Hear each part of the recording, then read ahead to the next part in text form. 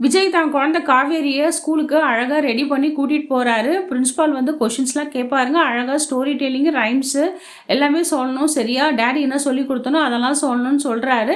அங்க பிரின்சிபாலும் குழந்தைகிட்ட வந்து உன் பேர் என்னன்னு கேட்குறாங்க. இந்த ஸ்கூல் படிச்சிருக்கியான்னு மட்டும் தான் கேட்குறாங்க. வேற எந்த கொஸ்டினுமே கேட்கல.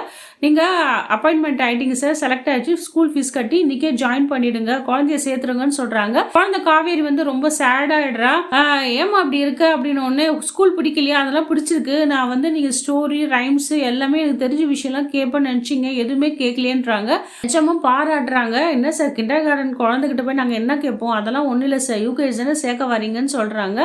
காவேரி பாப்பா ரொம்ப அழகா சுடித்தனமா பேசி ஹெச்எம் கிட்ட வந்து நல்ல பேரும் வாங்கிடுறான். இங்க காவேரி அவங்க அம்மா கிட்ட பேசிட்டு இருக்க, அம்மா சீக்கிரமா நாளைக்கு போய் நான் ஸ்கூல்ல ஜாயின் பண்ணும், தேவையான பொருள்லாம் எடுத்து வை, வண்டிக்கு வர சொல்லியிருக்கேன், அவன் வர வந்துருவான் அப்படின்றாங்க.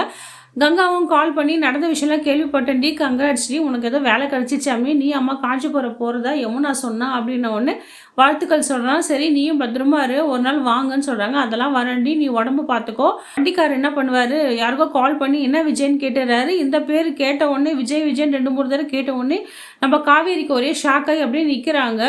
லைட்டாக மெமரியில் ஏதோ ஒரு ஸ்டக் ஆகிற மாதிரி இருக்குது. அப்படியே அதிர்ச்சியாகி நிற்கிறாங்க, எந்த வேலையும் செய்யாமல். அவங்க அம்மாவும் பயப்படுறாங்க. என்ன விஜய் பேர் கேட்டவுடனே இவ இப்படி இருக்காளேன்னு சொல்லிட்டு ஒன்றுமே புரியல அவங்களுக்கு, என்ன பண்ணுறது ஏது பண்ணுறது. அவங்களும் ஸ்டண்டாகி நிற்கிறாங்க. காவேரி கேட்குறாங்க, அம்மா ஏமா இந்த பேர் கேட்டாவே எனக்கு ஒரு மாதிரி ஆகுதுமா, ஒருவேளை இந்த விஜய்ன்றவங்க எனக்கு வந்து போன ஜென்மத்தில் ஃப்ரெண்டாக இருப்பாங்களா, இல்லைனா அவங்களுக்கு ஒய்ஃபாக இருந்திருப்பான்னு என்னன்னு தெரியல, இல்லைனா கடங்கடை இதெல்லாம் கொடுத்தனால டார்ச்சர் பண்ணணும்னு தெரியல. அவர் பேரை கேட்டாலே எனக்கு 2 3 இடத்துல அப்படியே ஷாக் ஆகுதுமா, ஒரு மாதிரியா இருக்குமான்னு சொல்றாங்க.